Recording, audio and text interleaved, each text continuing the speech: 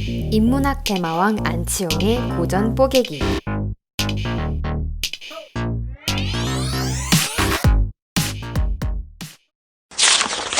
러시아의 대문호 도스토옙스키의 대작 죄와 벌. 도스토옙스키가 8년간의 유영 생활 후 1866년에 발표한 두 번째 작품으로 인간의 내면 깊은 곳에 숨겨진 심리를 파헤친 작품이라고 평가됩니다.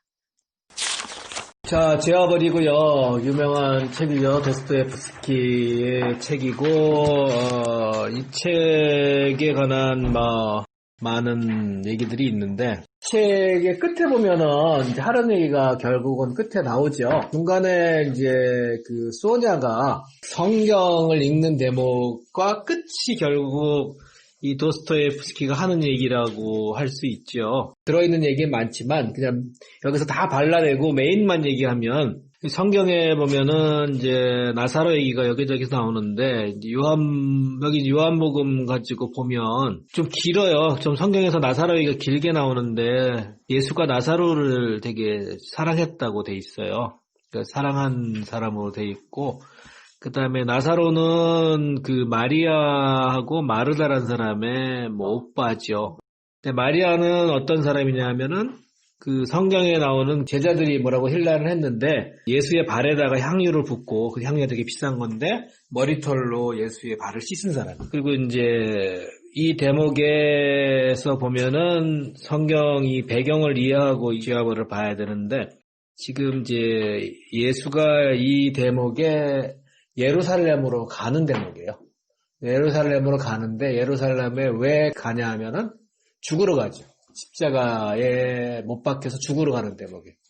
그래서 다 죽을 거를 알고 있어요. 당시 상황에 다 알기 때문에, 제자 중에 한 사람이 유명한 도마라는 제자가 있는데, 도마가 예수가 우리가 예루살렘으로 가자 그랬더니 도마가 어떻게 얘기냐면, 우리도 그와 함께 죽으러 가자라고 얘기를 해요. 정상적으로 판단하는 사람들은 예수가 예루살렘 가면 죽을 거고 제자들도 같이 죽을 거라는 거를 알고 있죠. 그게 세상의 판단이었고, 도마를 회의주의자라고 그러는데, 세상의 법이 예수를 피해가지 못할 거라고 본 게 이제 도마의 관점이고, 그래서 예수가 죽음을 예비하고 예루살렘으로 올라가는 대목에서 그 나사로가 죽었다는 얘기를 전달받아요. 근데 이제 머물렀다가 잠시 기다렸다가 나사로한테 가는데, 예루살렘으로 가는 길목에 나사로의 집이 있죠. 그래서 내가 가서 그를 이제 깨우겠다 이렇게 하고 이제 가는 거죠. 그리고 죽은 지 한 나흘 만에, 성경에는 나흘로 돼 있어요. 나흘이고, 베단이라는 마을인데, 베단이는 여기서는 예루살렘에서 5리 정도 떨어져 있다고 돼 있어요. 그래서 이제 마리아하고 나사로하고 예루살렘하고 죽으러 가는 거, 이것들이 이제 꿰어지는 가운데서 요 얘기를 내 생각에는 아마 도스토옙스키가 소설로 형상화하지 않았을까 이렇게 생각을 해요. 참 천재적인 작가죠. 성경에 있는 요 한 장, 요 스토리를 당시 시대 상황하고 집어넣어가지고 이렇게 긴 소설로 만들어낸 거죠. 성경에 이제 요한복음에도 있고 신약 공간복음이라고 하는 곳에 보면 나사로 얘기가 많이 나오기 때문에 찾아보실 수 있는데, 나중에 집에 가셔서 나사로하고 예수하고 나오는 대목을 한번 쭉 읽어보시면서 죄와 벌이 요 대목을 연관해서 보시면은, 아, 도스토옙스키가 이 얘기를 하려고 했구나 하는 생각이 오실 수 있을 거예요. 그래서 기본적으로 소설은 기독교 소설이라고 할 수 있어요. 종교적인 소설이라고 할 수 있고, 제목은 꼭 종교적이라고 해야 될지는 잘 모르겠는데, 그거는 사회에서도 쓸 수 있는 말이니까, 중의적으로 보면 종교적이지만 그냥 일반적인 사회적인 맥락이라고 볼 수 있는데, 그러면은 예수가 자기가 죽으러 가는 길에 왜 나사로를 살렸을까? 나사로는 누구일까? 이런 생각도 우리가 해볼 수 있죠. 보면은 예수교, 기독교의 핵심은 부활이잖아요. 그러니까 예수가 자기가 죽을 줄 알지만 부활해서 자기 아버지 하나님의 영광을 세상에 드러낼 것이다라고 하지요. 그 구조인데, 예수가 가는 길에, 예루살렘으로 가는 길에 마찬가지로 자기가 사랑하는 나사로를, 죽은 나사로를 살려내서 하나님의 영광을 보여줘요. 그 살려주는 이유도 하나님의 영광을 보여주기 위해서라고 설명을 해요. 그리고 이제 여기서 등장하는 주변 인물로는 이제 소냐가 있고 성경에서는 마리아가 나오는데 마리아는 이제 성경에 등장하는 마리아에 대한 오해들이 있는데 그게 각기 별개의 인물이냐 동일 인물이냐 뭐 여러 가지 설이 있는데 그래서 가장 잘못된 오해 중에 하나는 마리아는 창녀였다라는 통용되는 설이 있는데 그게 이제 초기 기독교 교황이 누군가가 마리아를 짬뽕시켜서 그 사람을 창녀로 지칭한 이후에 오랫동안 마리아는 창녀로 지칭된 오해가 있었고, 뭐 최근에는 이제 그 오해를 해명했는데 가톨릭 자체도. 그래서 도스토옙스키는 마리아를 창녀로 알았을 수도 있어요. 그러면 마리아를 창녀로 알고 그 다음에 마리아 또한 예수한테 머리로 향유를 바라서 예수를 경배했고 마리아도 예수한테 사랑받고 예수를 사랑한 사람으로 그려지고 있어요. 그럼 이제 대충 우리가 얼개들이 나오죠. 그러니까 소냐도 마리아도 창녀로 실제 창녀는 아니었지만 그렇게 돼 있고 라스콜리니코프가 죄를 짓지만 그 성경에 보면 죄의 삭은 사망이라고 돼 있으니까 나사로가 죽음에 이르러서 썩은 냄새가 날 정도로 나흘째가 되었는데 예수가 살리죠. 현세에서의 구원의 형태죠. 그리고 예수 본인도 죽었다가 살아나고 마지막에 라스콜리니코프도 구원을 받는 방식이 소냐라는 창녀를 통해서 구원을 받죠. 그리고 여기에 자연스럽게 십자가가 등장하죠. 라스콜리니코프가 그 노파를 죽인 것은 그 마지막까지도 그 부분에 대해서는 죄의식은 잘 안 느끼는 것 같아요. 여기서 이제 잠시 죄의식의 성격에 대해서 짚고 넘어가면 라스콜리니코프는 자신의 살인에 대해서 죄의식을 느끼지는 않아요. 전반적으로 보면. 라스콜리니코프가 생각하는 인간 유형은 뭐 쉽게 보면 나폴레옹 대 2 이렇게 있는데 라스콜리니코프가 갖고 있는 죄의식은 살인 또는 이를 죽인 것 이런 것에 따른 죄의식이 아니고 자기가 나폴레옹이 되지 못한 것에 대한 죄의식이. 그러니까는 과대망상일 수도 있고 어쨌든 노파에 대한 죄의식은 없어요. 다만 그 같이 있던 노파와 같이 있던 얼떨결에 도끼 맞아 죽은 소냐와 같은 눈빛을 하고 있는 소냐처럼 저항조차 하지 못하는 리자베타에 대해서는 약간의 죄의식을 느끼는 것 같아요. 그리고 소냐하고 리자베타는 가끔씩 겹쳐져요. 그래서 소냐가 이렇게 얘기를 하죠. 리자베타가 매는 철로 된 목걸이를 소냐가 자기가 매고 그 다음에 자기가 메고 있던 나무 십자가 목걸이를 라스콜리니코프한테 주죠. 그래서 여기서 이제 보면은 죽은 사람의 십자가가 일로 넘어가고 소냐의 십자가가 라스콜리니코프한테 넘어가면서 어떤 대속의 구조, 대신 죄를 사하는 대속의 구조와 라스콜리니코프의 구원의 형태, 라스콜이 광장에서 땅에 입맞추고 자기 죄를 결국 고백하는 뭐 이런 장면들을 통해서 최종적으로 구원에 이르는 장면이 그 긴 소설을 통해서 서서히 전개가 되고 있죠. 그래서 거의 마무리의 이제 결론은 이런 것이죠. 변증법적인 활자의 나열 대신 직접적이고 현실적인 인생 그 자체가 여기서 모습을 나타낼 것이고 그 결과 의식 속에서도 전혀 새로운 무엇인가가 형성되어야 한다. 근데 이제 세상의 삶과 변증법적인 활자에 경도된 지식인의 삶이 직접적인 현실적인 인생 그 자체에 부딪혀 들어가서 어떤 새로운 모습으로 전혀 새로운 무엇인가로 형성되는데 그 다음에 뭐가 나오냐 하면은 여러분들이 보시면 알겠지만 신약 성경이 나와요. 베개 밑에 있는 신약 성경이 곧바로 나와요. 그리고 그 신약 성경은 소냐가 강권해서 준 것도 아니고 자기가 찾아온. 그래서 제아벌은 우리가 생각한 거하고 다르게 전도서예요. 이 나사로의 이야기에 예수가 죽음을 결행하러 예루살렘으로 올라가면서 그다음에 도마라는 제자들이 우리도 죽겠습니다 하고 따라가는 그 비장한 행렬 가운데서 자기가 사랑하는 나사로가 죽었다는 얘기를 듣고 죽은 나사로를 살리고 그다음에 자기의 발을 향유로 씻었던 마리아의 동생을 살려주고 그러면서 다시 죽음의 길을 떠나는 이 장면과 그러나 장차 부활하게 되는 그 장면과 라스콜리니코프의 노파 사례와 그다음에 최종적인 구원의 형태는 거의 평행우주식으로 이렇게 나란히 가고 있는 거죠. 성경은 압축적으로 되어 있고 소설은 만약에 라스콜리니코프의 이 이야기가 3000년 뒤에 이 소설이 유실되고 누군가 구전을 통해서 뭐 이게 경전화한다면 비슷하게 작성될 수도 있겠죠. 그렇게 오버랩되어 있고 기본적인 구조는 그렇다라는 것을 우리가 생각해 볼 수가 있고요. 그럼 나사로는 누구일까요? 하는 의문은 드는데 나사로는 이제 라스콜리니코프의 확률이 크겠죠. 맥락으로 봐서. 그리고 예수가 사랑한 사람이에요. 라스콜리니코프는 이제 주인공이니까 예수님이 사랑한 또는 하나님이 사랑한 사람이 되는 거고, 그다음에 나사로의 죽음과 부활을 통해서 하나님의 영광을 드러냈듯이 라스콜리니코프의 범죄와 죄와 벌을 구원을 통해서 마찬가지로 하나님의 영광을 드러내는 그런 구조가 되는 거죠. 나사로는 라스콜리니코프에 되겠죠. 근데 라스콜리니코프에 도대체 못마땅해하는 많은 사람들한테 도대체 나사로에 해당하는 게 라스콜리니코프라니 예수님은 너무 편파적이다. 하나님의 사랑은 뭐 좀 거시기하다라는 생각을 할 수도 있겠죠. 그러면 왜 도스토옙스키는 라스콜리니코프에게 이렇게 의미를 부여를 했을까요? 이런 생각을 우리가 하게 됐죠. 라스콜리니코프는 우리가 아시다시피 소아병적 스타일이에요. 그러니까는 정신병자라고 할 수는 없지만 자의식이 강하고 예민하고 우울증도 있는 그런 사람인데 정신질환을 앓고 있다고 보기는 힘들 것 같아요.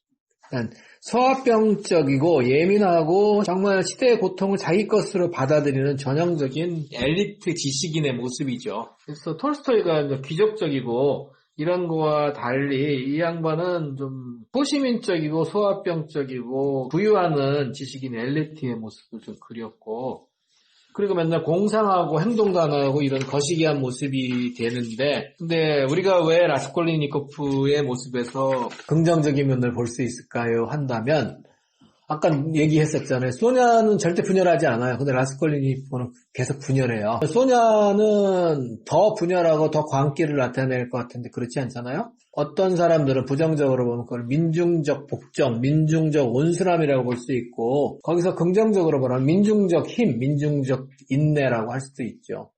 소아병적 지식인들은 현실 앞에서 분열해요. 그러면 광기라는 것은, 광기는 아까 이제 내면의 과잉 얘기도 우리가 했는데, 외부에 존재하는 현실이, 그건 광기가 아니라 광기의 현실이죠. 외부에 광기의 현실이 있어서, 광기란 말이 좀 그러니까 외부에 미친 현실이 있을 때, 그 미친 현실을 파악할 수 있는 건전하고 예민한 자아가 있는 라스콜리니코프 같은 사람의 내면이 그 미친 현실을 반응하고 작용하면 광기가 발산되겠죠. 그러면은 지옥도 같은 분열된 세상에서 가장 정상적인 인간은 어떤 사람이냐면 분열된 개인인 거죠. 미친 세상에서는 미치는 사람이 광인이야말로 미친 세상에서 가장 정상적인 사람이 되는 거죠. 미친 세상에 대해서 미친 것으로 개입하고 광기를 표출할 수 있는 것, 이게 어떻게 보면 가장 정상적인 인간이라고 할 수 있죠. 또는 이거를 우리는 문제적 인간이라고 하죠. 근데 반면 소냐는 어떤 사람이냐면 절대 미치지 않아요. 그 다음에 우리의 논리에서 보면 비정상적인 인간이죠. 그게 이제 민중이 갖고 있는, 민초가 갖고 있는 또는 호모사케르가 갖고 있는 장점이죠, 한계이죠. 희생양들의 특성이 되는 거죠. 근데 그게 이제 어떤 민중들이 갖고 있는 보수성과 진보성, 민중들이 갖고 있는 뭐 인화력과 한계 이런 것들을 동시에 설명하고 있는 거죠. 지식인들은 그러한 민중의 온순함과 무감각함 이런 것들 때문에 안달복달하고 이렇게 하는데 사실은 이런 거죠. 지옥도 같은 세상에서 자기가 자기 내면에 반영해서 자기가 분열될 수 있을 정도의 자아일 때는 그 고통을 아직도 감내하고 있다는 얘기죠. 근데 민중적인 어떤 정서는 어떤 것이냐면은 삶의 고통의 수준이 자아가 감당할 수 있는 수준, 뭐 생물학적 용어로 극치를 넘어서게 되면은 민중들이 유체이탈해버린 순간들이 있어요. 그래서 어느 게 더 정상적인지는 잘 모르겠어요. 지식인들이 지옥도 같은 분열된 세상에 정상적으로 분열되는 것이 우리가 보기에는 이거는 정말 인간다움이라고 할 수 있지만 소냐라든지 이런 사람들은 그 중간 단계에 해당되고 있는 거죠. 아니면 다 자살을 해야 되니까 소냐라는 사람이 다 자살을 해야 되고 자기 동생이고 아버지고 이런 것들을 다 버리고 삶을 포기해야 되니까. 그래서 도스토옙스키가 마지막에 쓴 게 변증법 대신 삶이라고 쓴 거죠. 그 삶과 변증법을 각각 대리하는 인간은 라스콜리니코프하고 소냐이고, 라스콜리니코프는 소냐라는 삶의 자극을 통해서 이제 변증법적으로 고양될 수 있겠네요. 변증법적으로 고양돼서 구원에 도달한다는 것이고, 이제 약간 여기서 이제 어쩔 수 없는 우리의 삶이 단순하다 보니까 결론은 변증법적인 고양의 결론은 뭐예요? 사랑이라는 거죠. 그래서 근데 이제 성경에 보시면 여러분들이 성경을 이제 한번 집에 가서 찾아보시면 거기서 보면은 이제 예수가 눈물을 흘리는 예수의 감정을 표현하는 대목들이 이렇게 많지는 않는데 예수께서는 눈물을 흘리셨습니다. 이렇게 이런 표현이 있어요. 그리고 그가 얼마나 나사로를 사랑하셨는가 이런 표현. 그러니까 이거는 성경 말씀이 아니고요. 이 도스토옙스키 말씀이 사랑이 두 사람을 소생시켰다라고 되어 있어요. 변증법과 삶이 만나서 두 사람을 소생시켰다고 되어 있어요. 라스콜리니코프가 아니고 두 사람을. 그러니까 소냐도 소생되는 거예요. 그러니까 라스콜리니코프와 소냐가 변증법과 삶으로 만나서 새로운 구원에 이르는 경로를 표시한 거죠. 그래서 마지막에 이제 다시 라스콜리니코프의 입장으로 들어가면 변증법 대신 삶, 그 다음에 신약 성경 나오고 끝일 거예요. 이제는 그녀의 신념이 내 신념이 되어도 좋지 않겠는가. 적어도 그녀의 감정, 그녀의 소망. 그래서 합의해야 됩니다. 합의는 변증법적 지향이죠. 그래서 그렇게 도달하고요. 여기서 나타나는 이제 사랑의 형태를 조금 얘기를 하면 스비드리 가일로프 같은 선수는 간단하게 정의하면은 허무주의자 겸 사랑지상주의자인데 여기서 사랑에 참여하는 사람 중에는 자존감이 가장 높은 사람이라고 할 수 있어요. 스스로 사랑 앞에서 all or nothing으로 이제 목숨을 포기할 정도고, 그래서 이 사람을 좀 거지같이 해석했다고 하는 거는 어떤 세속적인 관점에서는 그렇지만 문학적이고 사랑의 관점에서는 이 사람은 상당히 멋있는 남자.